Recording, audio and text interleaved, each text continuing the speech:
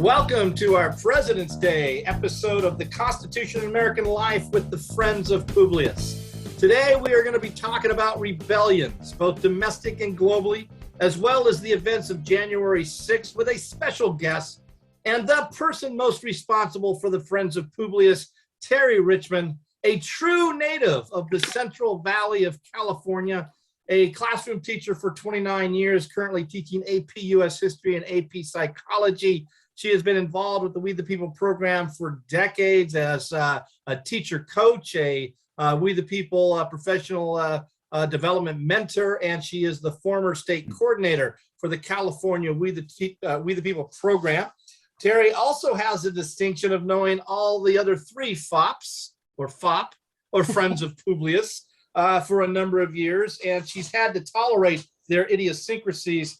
And by the way, she has dirty laundry on all three of them. So if you're ever, want to know certain things, she's the one to talk to there. So welcome, Terri. And again, thank you for coming up with the idea. And I think the idea was generated to keep me occupied and out of her hair a little bit. She said, "Why don't you and Tim and Mike, why don't you guys do something on YouTube or whatever?"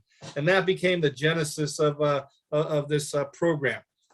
One of the reasons I personally love this subject, the American Constitution, its history and its application, is that there is never a dull moment, and we are consistently confronted with new challenges or old challenges that have been recycled. Just this last week, the Department of Justice filed suit against the state of Missouri and their Second Amendment sanctuary law. You gotta love it, a Second Amendment sanctuary law that brings back to life the theory of nullification. And I thought the theory of nullification was dead and gone, but it's back, students and teachers, and so you'll have something to read about. Also today, players of the board game Risk can breathe a sigh of relief as the makers of the game, Hasbro, announced that Russia's granting of independence to Ukraine would have no impact on the territorial size of the green territories there. And so for you Risk game players, nothing's going to change after the movement of Russia there. And I can see that my friends and colleagues are relieved. So let's get to today's topic. Since the beginning of this country, riots and violent rhetoric have been markers of patriotism. When our founding fathers fought for independence, violence was the clarion call. Phrases such as "live free or die," "give me liberty or give me death," and "rebellion to tyrants is obedience to God" echoed throughout the nation and continue today.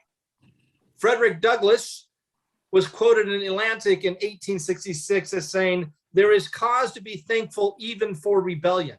It is an impressive teacher, though a stern and terrible one." He then concluded, "The thing worse than rebellion is the thing that causes rebellion." So in the course of the next hour, we hope to address some of the following questions dealing with rebellion, the events of January 6th, and of course, what's going around in the global community in the world of rebellions. One thing we're going to have to address is, how do we define rebellion? And does rebellion specifically imply violence? Secondly, we hopefully will get a chance to talk about what is it about our constitutional and political culture that led to the events of January 6th. As we look both domestically and globally, how should the oppressed respond to the oppressors? How should the nation respond to political dissent? And how do the oppressed procure power? So let's start out our discussion, as we've been doing here for the last few weeks, to kind of give students and teachers our individual sense of how to approach the question here. We talked about last session about landmines there, and are there any landmines that students might want to be aware of? If you have any sense of that. We kind of started out last session, said no, there weren't any landmines, and then by the end of the session, everyone had said, you know what, there's a landmine here that we need to maybe be aware of. So I'd like to ask all of you to take a moment to give some guidance to students and teachers But in this situation, I'd also like you to give me your understanding of the word or the concept rebellion. Is it distinctive, or is there a distinction between rebellion and insurrection, secession, protest, revolution, or are all those things, in your opinion, synonymous? And so let's start with you, Professor Williams. I know you always like being first out of the chute there. Ooh, yes, I love it. All right. Landmines. How about, I really like the question, but as I'm looking at it, I'm thinking, this is one of those questions that students have to be ready to bring in philosophy from Unit 1, American history, as well as maybe some history of other places, as well as understanding current events and what's happened with January 6th and the aftermath. So I don't know if it's a landmine, but it's a pretty all-encompassing question that I think gives students a lot of different ways to come at it. I think that's going to make for some good answers, but I also think you have to be careful, because I think you do have to pay attention to each one of those different categories that I just mentioned. So what is your understanding of rebellion? Yeah.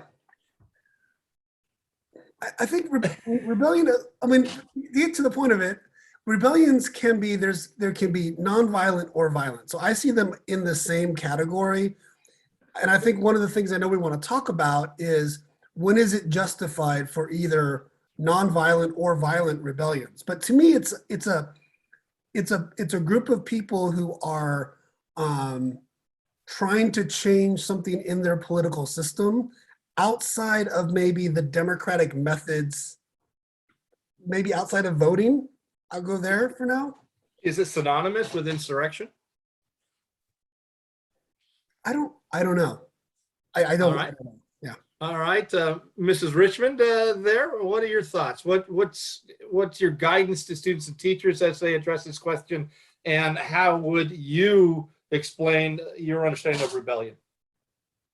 I think that if I were a teacher in this and approaching this with students, I think one of the things when there's a topic that's so present, the January 6th situation, there's probably a reluctance on the part of the students to think about,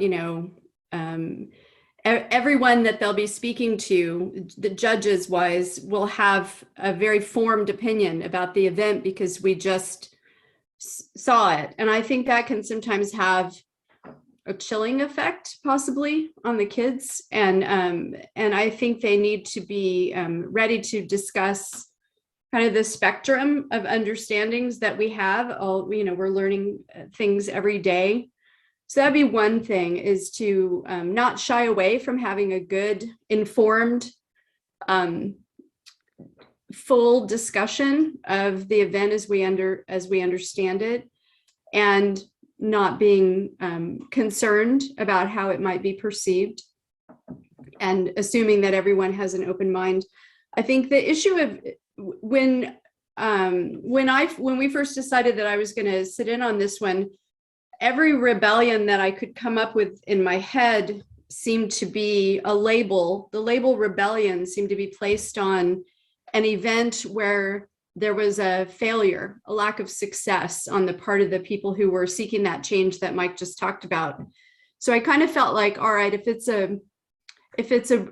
successful and the winners write the history, it's a movement, or it's a revolution or something. But if it's unsuccessful, it's a rebellion. And I agree with Mike that I think there are some rebellious actions in our country's history for sure that are nonviolent in nature, but have that like nugget of the concept of a rebellion. And then there are some very violent rebellious actions that may not be as well founded on principles. So I think just Googling rebellions in history, what I found, if students out there are going to be doing that, what I found is that the lists were pretty arbitrary and lacking. And I think they need a deeper dive and into that concept.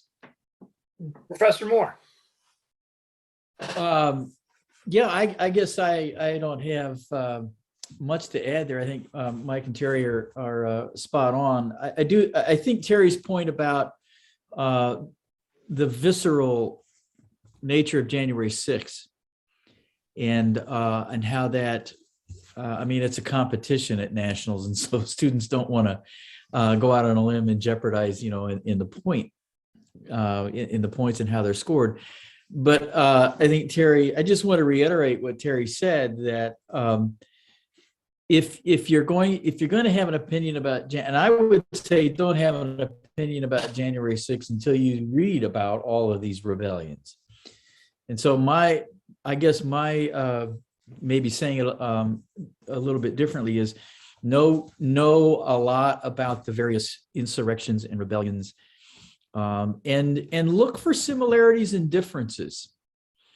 And obviously we have a resource section at the end of all of our broadcasts, and so we'll put resources in there for many of those insurrections and rebellions. But I think predictably I'm going to say know your history here, because I think your history will help you in whatever side you want to take on this January 6th. History will help you, and the judges will have to respect that if you're using history in your argumentation rather than just talking about January 6th. Do some comparative work. So Chris, I am curious. So are these things all synonymous? I mean, is a rebellion an insurrection and secession, protest? Are these all synonymous, or do kids need to make a distinction? I don't think that they are, but I think it's probably going to be in the eyes or the ears of the beholder. I think the context will, I don't think that, I think I think of rebellions, I can't help but think of Crane Brinton's 4 stages for rebellions, and if you're teaching in a poli-sci fashion, going through those 4 stages and see how those fit to rebellions around the world. Of course, those are his 4 stages are more suited to French and Russian and more modern rebellions. Not necessarily. I think insurrections are not rebellions or revolutions. So I don't think they're synonymous, but I think in today's day and age, I think we use them, unfortunately, interchangeably, just like we maybe use radical and reactionary. We should be using reactionary, but we use radical all the time, which is a little frustrating. I also kept thinking, when I was listening to Terri speak, I kept thinking of that line in 1776 when Benjamin Franklin talked about revolutions in the third person, such as their revolution is always illegal. Revolution in the first person, such as our revolution, is always legal. Yeah. And I would agree with Mike too. I think that this is a question that can take you through John Locke, letter from Birmingham jail, the early history, the bonus army. I mean, there's so many things that come to mind.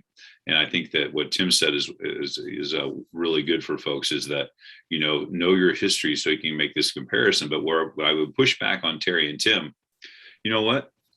Have an opinion on January 6th and just kill it, students. Just stick with it. If the judges don't like it, the judges don't like it. They can take a flying leap. Have an opinion, be prepared to defend it, because it is a tough question, right? It's a really tough question. I'm leaning in because is that an insurrectionist statement, or is that a rebellious statement? This is, or an obstinate, I've been called all of those things. So I think it's important for kids to have that opinion and don't try and play both sides, right? Don't worry if you're going to make the judges angry. Have an opinion about it, but defend it. Because, we like to say that, and we the people, there are no right answers, just better arguments. So stick to your guns on it, students. All right. So we always turn to Professor Moore here to kind of give us some historical foundation. Yeah, I'll be back in 20, 25 minutes, Tim said. Okay. I'm going to move on, and I'm not going to get sucked into this because I think Mr. Moore has been portrayed wrongly by myself in all of this. So let's turn to the question. It seems to me that the United States, both as a colony, Professor Moore, and then even as a new nation, has a rich history of rebellion, and that we inherited that from our European homelands. That as someone who taught AP European history for some years, it really felt like, one violent action to another seemed to cover the entire course.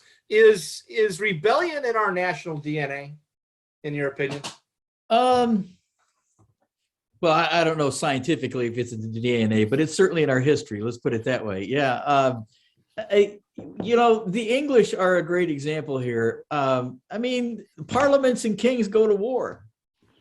When the British get angry, they do violent stuff. And I think that is part and parcel to our DNA, if you want to refer to that. So I think you're right that we do inherit that tradition, and it's funny that we somehow recoil at it.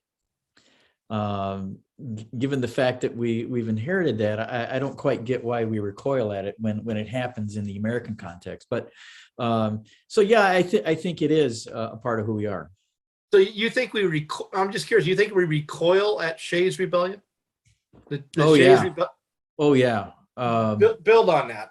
Well, we'll put this in the resources, but there. The effects of Shays were plenteous.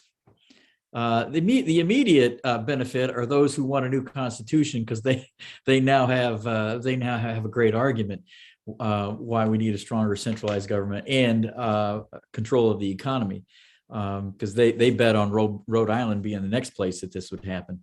But I think you read some of the letters back and forth, private letters back and forth when Shays was occurring, and there is a there is a tremendous fear. Now, bear in mind, Shays isn't the only agrarian unrest that's going on. This is occurring all over the country, but Shays is kind of the quintessential marquee event on that. So yeah, I think there is a tremendous hand. There's a great letter, Jefferson's kind of offhanded comments about a little rebellion then, like storms in the atmosphere, and Abigail Adams takes him to task and says, look, these folks are immense. These people are crazy. So she really goes after him. So my point is, these private letters really reveal the hand wringing of Shays. Well, I am curious, and this is kind of to Tim, but to all of you, I don't know, you just kind of trigger something, and based upon our general overview, we call it the American Revolution, or we call it the movement for independence, but does it also qualify as a rebellion? And I'm trying to dig deeper on this distinction there. Does it start as a simple rebellion and then expand into something broader, or it's a rebellion, but then we call it a revolution because based upon what you guys have said, if you win, you get the right to history there. Well, I'd call it an English Civil War, actually, but okay. That's kind of a little disingenuous, but maybe. Or a secessionist movement. Right. Yeah. I guess for me, going back to that question, are these terms synonymous? I don't think they are, but I know when a revolution occurs, because that's easy to see. Everything, social, economic, political, constitution, everything, religion, everything changes. All the others, I'm not sure. It's not like you can know it when you see it either. I think it's only after the fact that you know what it was.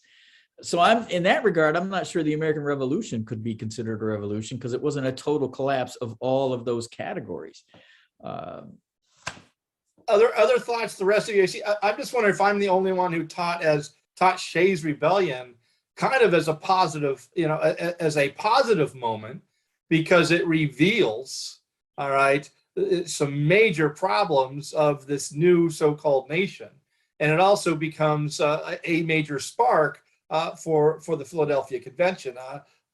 So anyone else have a thought, insight on either the American Revolution or Shays Rebellion? Well, for the students, and I've come to believe this, that the firing of the guns at Lexington and Concord the revolution or rebellion, I don't want to, I guess I'm going to use those synonymously, really begins about 10 years prior. I do believe that the change in the mindset of people really begins in the 1760s, almost a decade prior, because you start to see things being written in regards to oversteps by the crown, oversteps by parliament, oversteps by the king, and to the. I mean, if I go to Tim's point, I think of that line in the opening of the Declaration of Independence. We've dissolved the political bands, right? We didn't dissolve any of the other bands. We just dissolved the political bands that have connected them to another. So these other social, economic, other types of bands are they still in place? We've dissolved the political bands, and maybe that is it. So that's maybe something for the students to think about. Professor Richmond or Williams, thoughts? I mean, what about Shays? Go ahead. Well, I was just thinking about something that Mike said earlier. That's maybe a good pathway for students to think about. He said it's this thing that happens, and when there's no other, I think you said voting, but when there's no other option, there's no other remedy. And Dr. King certainly talks about that.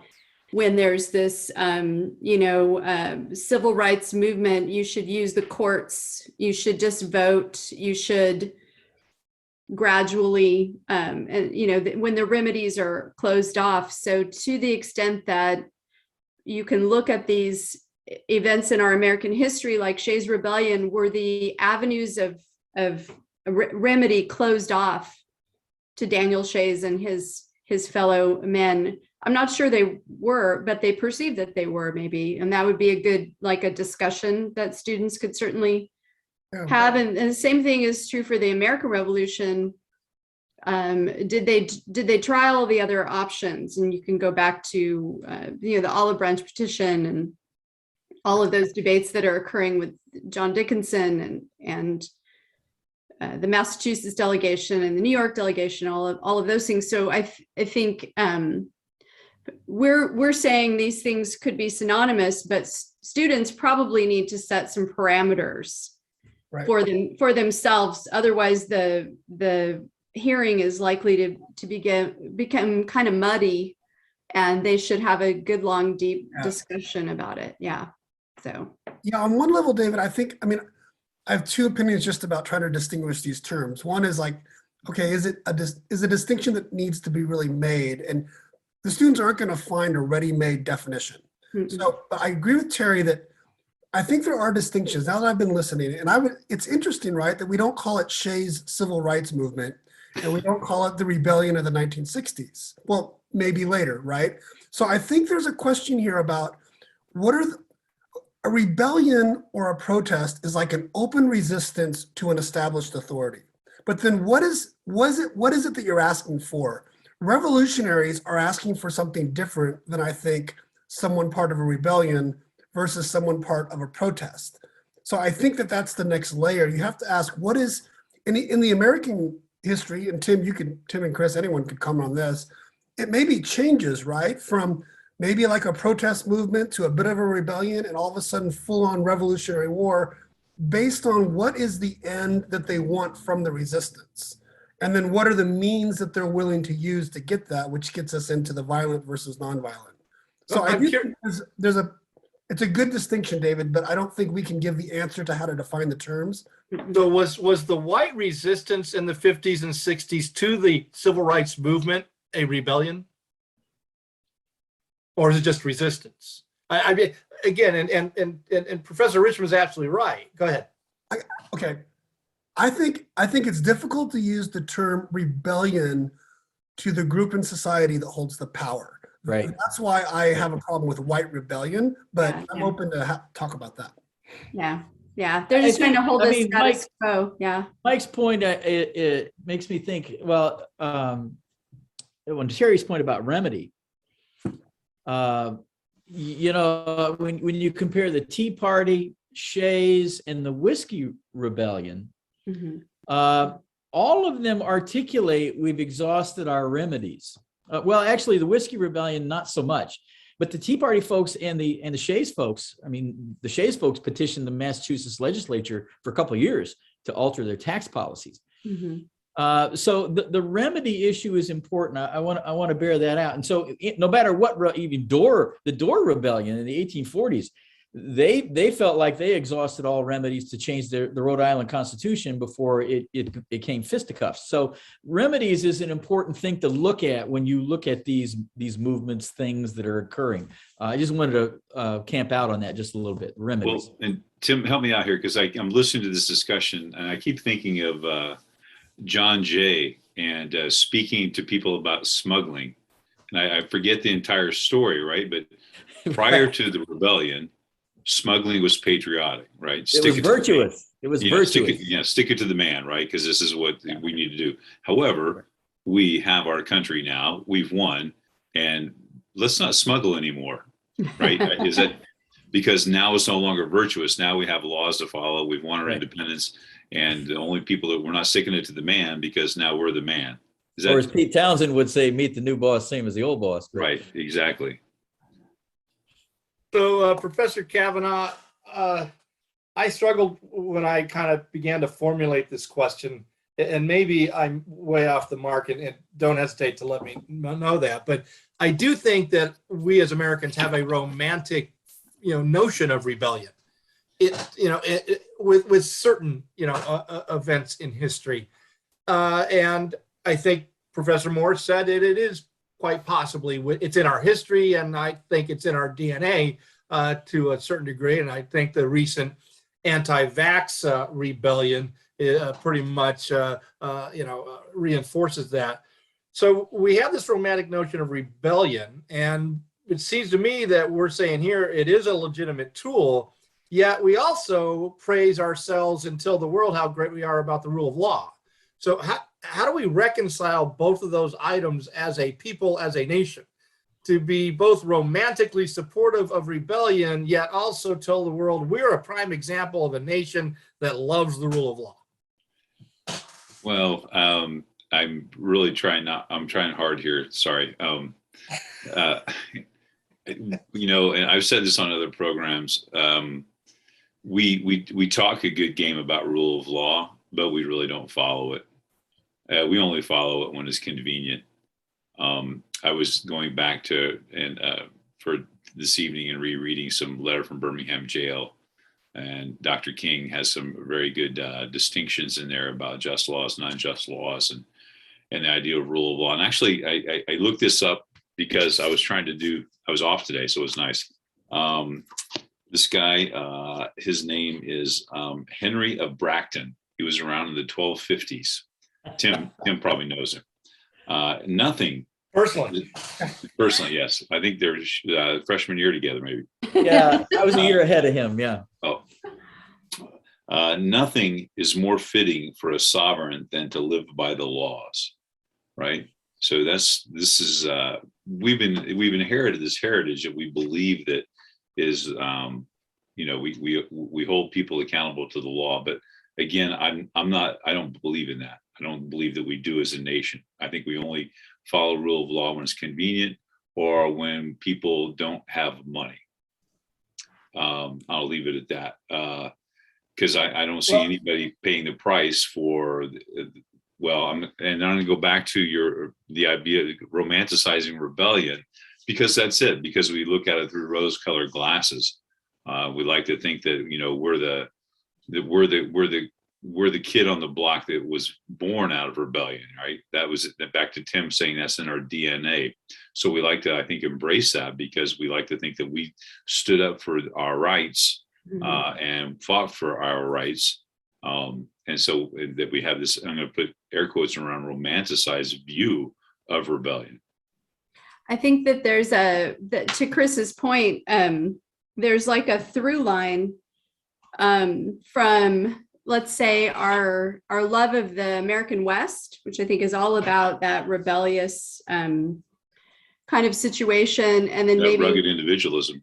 Yeah. And then like the Bonnie and Clyde kind of the celebrity status that they achieved because they were sticking it to the man, as you said earlier. And then you can even see when during the presidential debates in 2016 between Secretary Clinton and Donald Trump, when Trump says, I pay less taxes, that makes me smart. I think that's the same attitude. And then that gets you to January 6th, where there's a group of people who are saying 1776, still people who are labeling the actions on that day patriots. So it goes back to that DNA question earlier. We do seem to have a thing for it, I guess. Yeah. Well, I mean, think of folks that have adopted the Gadsden flag, right? The "Don't Tread on Me" flag as their symbol, right? So they're absolutely embracing that.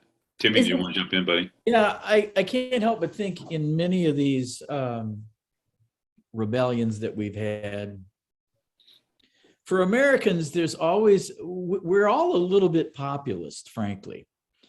And whenever elites rankle our sensibilities, that populist, that maybe populism is in our DNA. So whenever the elitists, tread on me, my inner populism comes out. So I think when you look at these rebellions, I think it might be helpful for students to think about, where's this bottom-up populism in this? Because there's always a tension in our history between elites and Joe Lunchbucket. And so I think the populism piece might be that. And elites, the irony is the elites start this revolutionary movement and they're scared to death if the populists take over the American Revolution. There's a lot of hand-wringing amongst the revolutionary elites. They don't want to lose control of that. And I think that plays out in Shays. They're afraid that they've lost control of the arc of the American Revolution, and the populists may be taking it over. And I think that also is the case in the Dorr Rebellion. Terry, you mentioned the West. Can't help but think maybe Jesse James is because he robbed banks basically to screw the Union banking. Yep. As an ex-Confederate. So, is he one of these populist revolutionaries by robbing banks in the West? Yeah. I don't know. That's the Bonnie and Clyde got me thinking about sort of for the students to think about, what are the examples of around the rule of law? Like, we have lots of rebellion examples, but like with Nixon, the response to Nixon at the end was, I think, like, he violated the rule of law, there should be a punishment. Now, maybe that didn't happen right at the same time, but what are those examples versus the Bonnie and Clyde, kind of like, I was thinking of like Robin Hood, and this idea that Americans maybe think that we always think we're the underdog. Like, even like in the international world, like, we're allowed to do things against international law because the whole world's picking on us. And here we are, the most powerful nation in the world, but we still kind of, I don't know, have this populist or underdog kind of justification for just doing what we want. So what are the empirical examples of where that's the justification versus times where we can say, no, Americans just agreed, rule of law was violated and there should be like some consequence? What are those examples? And I don't have them off the top of my head, but I think that'd be a useful exercise. So, Professor Richmond, again, I think this is partly a potential landmine for kids, and I've had a difficult time getting my hands around it. Four of us here are trained in the field of history. We have the political scientist, but he's got a lot of historical background himself. How do we as historians assess whether or not a rebellion, as we understand it, has served a useful purpose? How are kids? I don't even know how kids are supposed to even start to approach that. Go ahead, Terry. Answer that one. Right. Yeah. Talk about landmines. I think that whenever, this is just a general, like, we the people tip, I really think that whenever there are phrases like this in questions, students have to frame it and own it. They have to say, to us, this means blah, blah, blah, and then move within that framework that they've established. So if you do just basic history, cause and effect, So the Stono Rebellion, for example, it certainly doesn't achieve what they were hoping it would achieve. In fact, it has like a negative backlash impact in terms of further restrictions on the situations for slaves.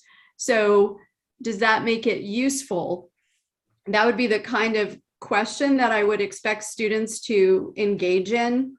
And that looking at specific rebellions, to me, I know we were talking, David and I were talking on our Saturday morning walks that we have.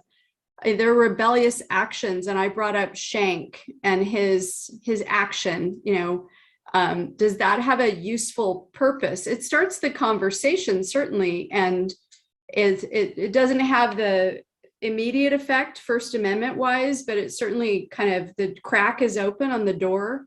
So I think that that would be how I would suggest for students to think about that, because eventually there is an impact. Harper's Ferry, it's a rebellion, right? Bleeding Kansas, rebellions, the Civil War, looking at it from both sides. So I don't know what useful means. What? Well, no, that's my problem. I don't know, but I think they need to know what they think it means. So does it affect change eventually? Sad for the people in the moment, but from my perspective, most things that are officially labeled rebellions have an immediate, like a backlash to them, and things go backwards and not necessarily forwards right away. Well, again, it's, the way we use useful is, kind of way, the way we use the Commerce Clause. We can extrapolate far enough and find anything to be commerce. So we can do the same with the word useful. But let's use Nat Turner's Rebellion as an example. You say everything eventually has a useful purpose. So no, that's not what I was saying. I was saying the students need to figure out if it did. Yeah, I don't know if that's necessarily true. Well, does Nat Turner's Rebellion have any useful purpose? Yeah, it scares the bejesus out of Southern slaveholders. It's the same as the Stono Rebellion does, and Bacon's Rebellion. Those kind of all go together, right, in terms of like building to this thing. So is that a purpose? And it was useful for somebody, for the slaveholders, for sure, who wanted to have that fear. So I suppose that's a useful purpose. I think it's a poorly worded part of the question, to be honest with you. And that's why I think when that happens, the students need to have ownership of that phrase and say what it means to them. Any other thoughts by you gentlemen on useful purpose? Well, I think Terry's point's well taken to define it, but I would also again say, really the verdict of history tells you various assessments as to its usefulness. Very rarely, I mean, we're all frogs in the pot, so to speak, on this. We don't know what it is while we're in the midst of it. We don't know how hot it is. So usually it's the same with like presidential biographies. The first biographies of presidents are always terrible because they're highly opinionated. It usually takes about 20 years before a pretty decent biography of a president is written. So I think with the usefulness question is really difficult, because I don't know that immediately it's only down the road that people can stand back and say, well, I can't help but think of the draft riots in the middle of the Civil War. Well, did they serve a useful purpose? Well, there's a long tradition of resisting the draft. So were the draft riots in the 1860s serve a useful purpose? In the long run, absolutely. If you want to protest the draft. Well, that's a good transition. Professor Williams, Tim talks about, it's only through history and hindsight we can really assess the usefulness or the useful purpose of something. This is one of those weird questions, and I hope it's not so outside the box, but I came across an Atlantic article that brought this notion up, and I'm wondering if you agree with me. If violence is a political language within the political culture of the United States, it seems that one thing is clear to me. There is no form of black protest / rebellion that traditional white political power will sanction. Do you agree with me on that, or am I imposing some kind of what is that, politically correct, or No, I mean, Right.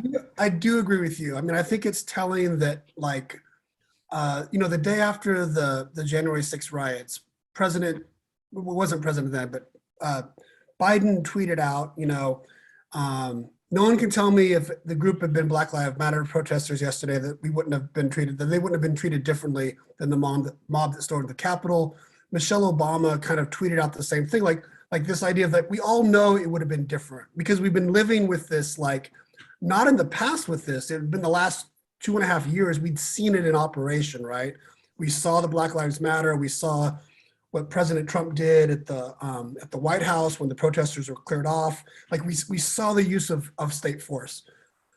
Your question about, is there ever, like, your question's kind of loaded with some terms. Like, I'm not sure what you said sanctioned, and I forget the other term in there, the whites.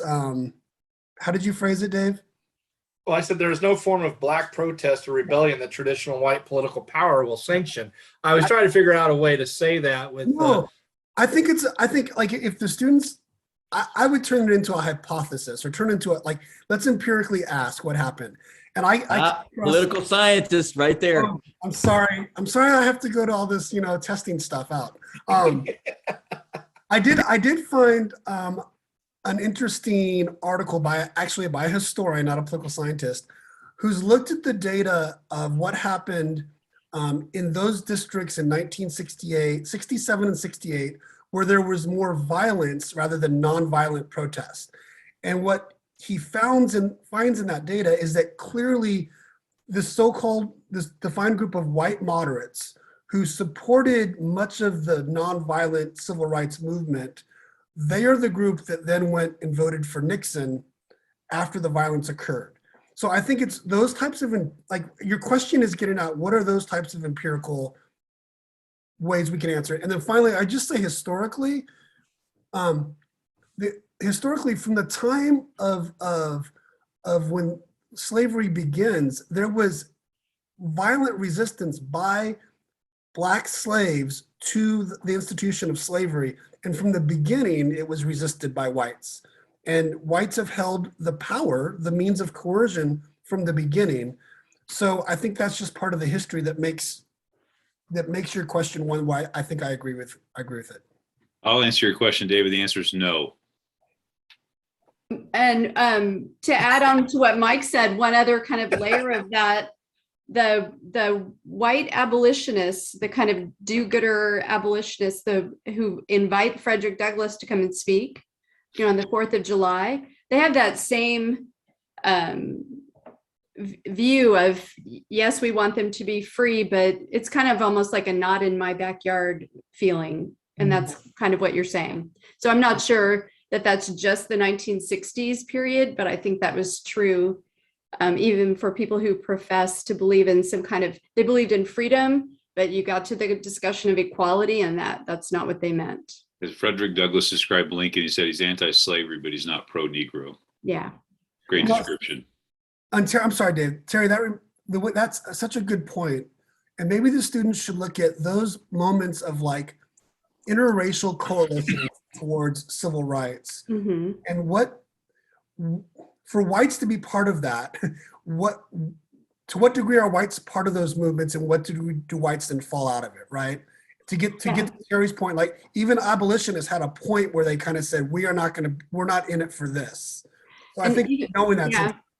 Even when you get to, like, Booker T. Washington versus Du Bois, and Washington, he was very respected. He was invited to the White House. There was kind of this is the way we like things to happen, in this very safe and compartmentalized manner. And people who are pushing the limits or being rebellious, to use our phrases that we're using, are operating outside the limits that we want to see happening. So I think it's you struck a chord with me there, because I always did Webb Du Bois versus Booker T, but you also have to look where they were from, right?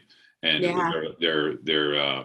the context from how they approach these things. You know, the cast on your bucket where you are from Booker T is the reality of being born into slavery. Right. Or the talented 10th from W.B. Du Bois. Yeah. Right. So, And yeah. so, you know, and you're born in Massachusetts, and you're the first African-American graduate from Harvard with a doctorate. So they're coming from two different worlds and two different realities. And I can't help but think of why there was such a visceral response to Garvey in the 20s. I mean, he's not an American at all, and he's really rattling cages. Although I'm not sure he's a revolutionary in that sense. But to your point about are we more favorable to certain kinds of African Americans and not? And Garvey, I think, would be a good example of the tremendous backlash. Professor Kavanaugh, I gotta do a check for understanding, because when you gave us that beautifully succinct answer of no, was it a no? You don't agree with me and what I said, or I don't think the white power base has ever been in a position to support anything African Americans have tried to do in terms of rising and bringing them forward in society. I mean, just listen to our discussion about abolitionists or Abe Lincoln, right? You look at what we know. I mean, look at how African Americans are still dealt with in society versus, say, a Dylan Roof, right? Here's a guy that goes into a church in South Carolina, the oldest black church in Charleston, and kills people after praying with him. And what do? They take him and get him fast food. And we look at African Americans today that are in society, driving while black, or getting, the whole issue. This is why I talk about rule of law. So I don't think. I mean, I always go back to, and I busted this out before. I always think of Malcolm X. I really enjoy reading Malcolm X, but in his speech, he said, when you live in a land that's based upon law and they refuse to enforce that law because the color of a man's skin is wrong, then I say you're justified in using any means necessary to bring about change. And if you look at what John Locke wrote in his second treatise, and you look what Dr. King writes in a letter from Birmingham jail, and you read what Jefferson wrote in the Declaration of Independence, so the whole idea, there are a long train of abuses and usurpations towards African Americans and their rights in this country. Our country was founded with black slavery. So it's kind of like it's kind of like one and done. We get that revolution one time, right? But clearly, there's instance after instance after instance of African Americans, and not just black folks, but other minorities as well. Women have struggled. Native Americans have struggled. Now we have maybe perhaps undocumented have struggled. And I don't know that, and I think this actually is a lead in to the second bullet, which helps to explain the January 6th, because people see their country slipping away from them. Mm-hmm. Well, okay. Thank you for that lead in. I appreciate it. Professor Richmond, we're gonna hand you this hot potato to you. In regards to the events of January 6th, and I'm just wondering about kind of the constitutional aspect of this and the political culture aspect. What elements, weaknesses within the structure and language of the Constitution do you think kind of, allowed in the larger context? Because there's the violence at the Capitol. But as we've learned over a long period of time here, there's much more to this event. And it is actually, in some ways, a constitutional, I don't know if you want to say rebellion or not, but it is a constitutional event. So what elements, weaknesses within the structure and language of the Constitution do you see that contribute to this event?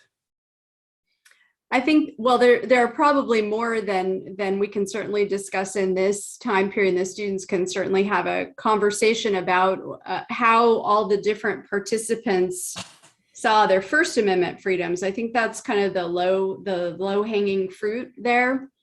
To me, one of the things that I've thought quite a bit about is that for most aspects of our constitutional structure, there are safety nets, and we always call them checks and balances and things like that. But there are these redundancies built in. But for the time period known as the lame duck period, the transition between the outgoing president and the incoming, I feel like it's this very fragile virtue structure. That's pretty much all there is. There's this kind of leap of faith moment when okay, the loser is going to leave and the winner's going to come in, and it's just going to be all wonderful and handshakes all around and things like that. So I think that January 6th really revealed the fragility of virtue as the sole underpinning of a very important constitutional structure. I think also there possibly are some ways to look at the fact that elections have this dual states and what federal role is there in our national elections, and how is that shifted would be a good conversation to have. But I do definitely think that the different groups that were acting on January 6th have expressed when they went into the situation with their own view of how the First Amendment was going to work for them. And they, and I think you have to be careful about making sure you assign that to the different participants, because there are folks that we're finding out now showed up with a completely different, hope of what was going to happen on that day. And folks that I think got caught up in the moment and truly thought they were just there to be part of a protest or something like that. But I think that lame duck period has certainly been exposed in a way that I find very frightening. Gentlemen? I think I see January 6th, there's a fig leaf of Constitution on it. I do think there's some assembly and speech issues in there. I think the Electoral College is in there as well, again, revealing that maybe we ought to rethink that, maybe clarify a few things. But I see January 6th more as a cultural moment. Like to your point, David, if we have this in our DNA, if you're right, then January 6th is a cultural expression of who we are in part. Mm-hmm. And to put the Constitution on it, I think it's a fig leaf. I think it's more a constitutional moment where our populism pops out against elitism. And I see that as more a social cultural event than a constitutional event. And I want to hear from the rest of you, but I got earlier in our discussion, you mentioned, and this is very early on, scoring. And this is my struggle with some of the questions at the national finals this year, as they deal with public policy, current events issues, and they have this category called constitutional application. And now you're telling me that within this framework, it's a fig leaf there. So what are kids all a supposed to kid do? would have to say is assembly speech, wacky petition, and electoral college. Okay, there's your constitutional points. Okay. Mike, say it just Chris? that way, kids. Say it just that way. Mike or Chris, thoughts on what Professor Richmond brought, or other thoughts about what was the original question, David? I'm sorry. No. God, I love this. This takes me back to my traditional classroom experience. I appreciate that, Professor Kavanaugh. Is this question going to be on the exam? There it is. This is the part when you guys get punchy, right? At minute number 52 or whatever it is.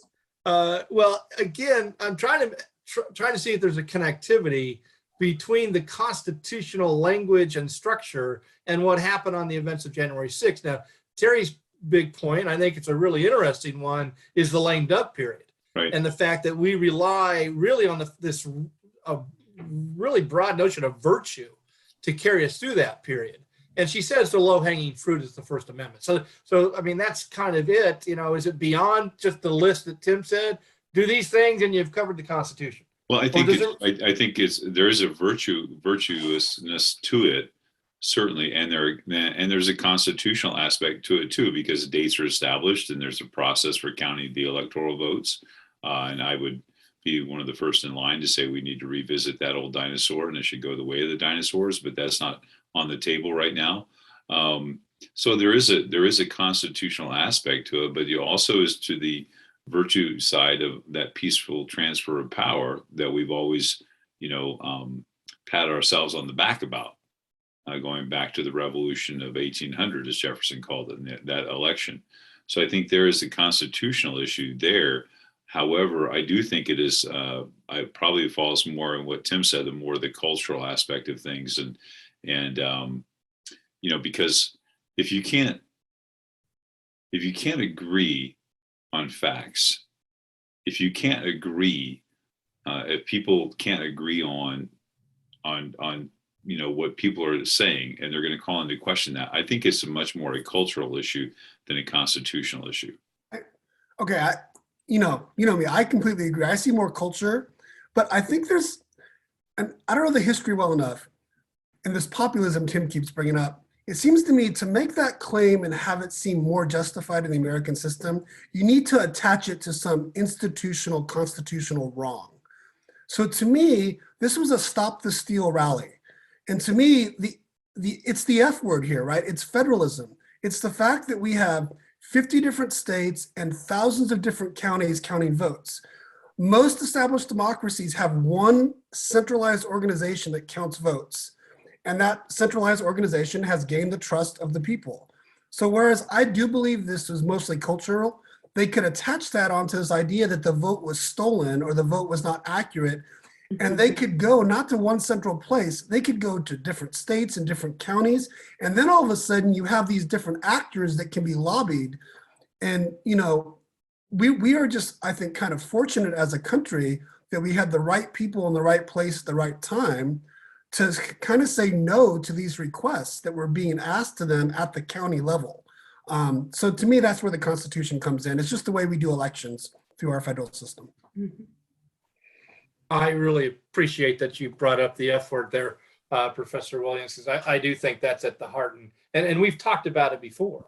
The fact that we not only have 50 systems of elections, we have far more than that because how states arrange it county by county. And so I really appreciate that insight. And I'd like to continue with you. Let's move globally here. Let's kind of move around the world.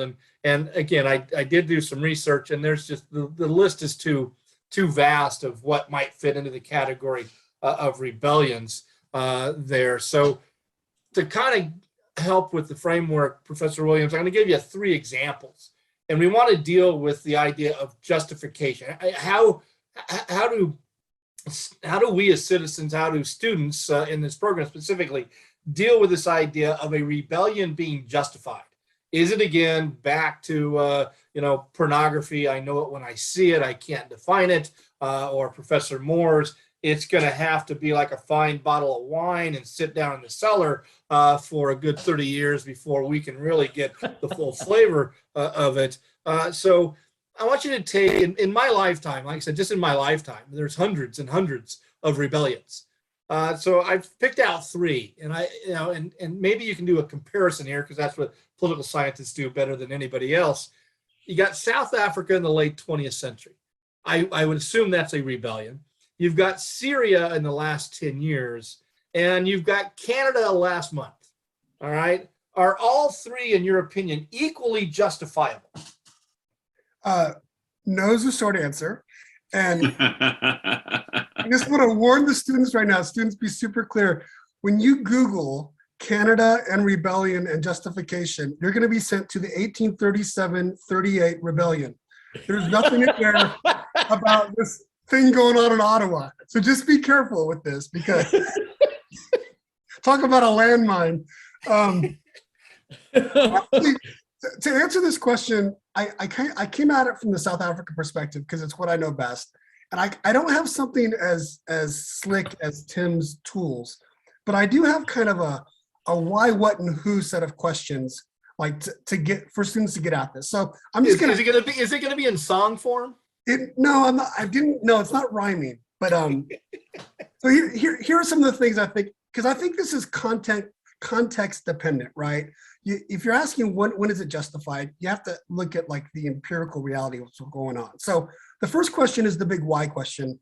Why would people believe that a rebellion, whether violent or nonviolent, is necessary to secure the political and social change that's wanted? And why won't democratic processes and methods work to reach the same result? That's the why. The what is more of like, okay, what is the political social change that's being sought? What alternatives were tried before the rebellion? What is the nature of the violence if there is violence? And then what are the sort of peripheral effects on others who are part of this? And then finally, the who is like, who is using the violence, who is being targeted, and who is in charge of making the decision of whether violence can be used. And it's I pulled this from looking at different things on South Africa, because as South Africans try to justify the use of violence in the 1960s, it was these sorts of questions that scholars now look back and see that this is what the African National Congress was trying to work through, right? And the conclusion applying it to South Africa is that apartheid, was a crime against humanity, and democratic methods were not working. So the why and the what seemed pretty clean. South Africans did not use indiscriminate violence. They targeted state units, electricity, military units. So it was a little more limited. So in South Africa, I think it's clear.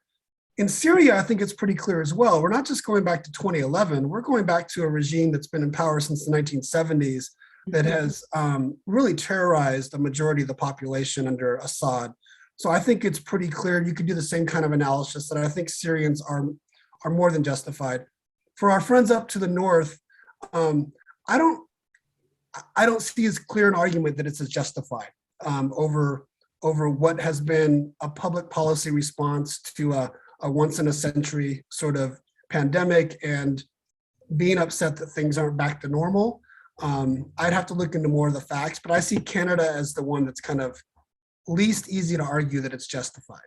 Well, it seems to me that, and maybe this is just real simple-minded, but that if it's an act against an authoritarian autocratic regime, it's justifiable, as in South Africa and Syria. But if it's a legitimate liberal democracy that's functional, then it's not legitimate. And here's my thing. The events in Canada, which I have a certain passion for, all right, are very similar, all right, not passion for the rebellion, but passion for the country of Canada. I saw Professor Richmond give me a look there. But there's really not a lot of difference between, Ottawa and DC. To me, it's cultural there. But it seems to me what you're drawing up, and tell me, you were going to say why I was wrong, that, that it's not just autocratic versus liberal democracy. I'll add one more thing that I want to hear what others have to say. I think functioning was an important word. Functioning, am I yes. right, Mike? Functioning? Well, I would just say the Truth and Reconciliation in South Africa after the fact, when they looked at all the violence that happened, there was some violence that didn't meet the criteria I just laid out.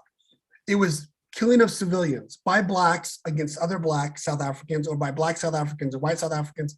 The TRC in its first statement says, look, any violence that was used in this kind of way is equally morally unjustified. Just to say you were fighting against an authoritarian regime, if you used methods that were so indiscriminate and so against humanity, they didn't want to say that it was justified. So I don't think it's as simple as the type of regime. I think you have to look into the methods and the scale and how the violence is actually done. Chris or Professor Richmond, thoughts on what Mike said? Well, I would agree. I think the rebellions in South Africa, or revolutions in South Africa and Syria, are certainly justified. The protests we saw in Canada, my goodness, 92% of Canadian truck drivers are vaccinated? So why is that an issue? So you're saying rebellions are only justified if they reach a certain threshold of support? Well, in reality, in the long run, yeah, you have to consider that, I think. Well, I mean, I think you were looking at the justification, because Right. were rights being trampled in Canada? No. Just like, that's great. You don't want to get vaccinated, then don't go to public school. You know, it's simple. If you don't want to get vaccinated, go teach your kids at home.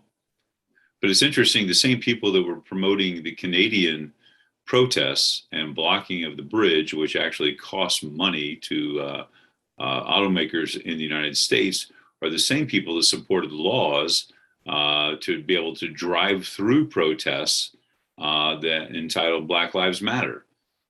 So it's interesting in this cultural aspect that some of the same folks that said, "Oh, you guys have these, you guys are having this protest over police violence, and you're blocking highways, and ambulances can't get through. So we're going to pass laws that allow people to drive through the protest."